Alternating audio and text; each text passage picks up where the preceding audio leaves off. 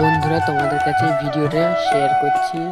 আমাদের রাধাকৃষ্ণ অঙ্গরাগের পরে, কালী মায়ের অঙ্গরাগের পরে আমি সাজাচ্ছি রাধাকৃষ্ণ মা কালীকে। তো সবাই বলবেন সাজানোটা কেমন হয়েছে, মাকে ও রাধা মাধবকে। ভালো লাগলে লাইক করবেন, কমেন্টে জানাবেন।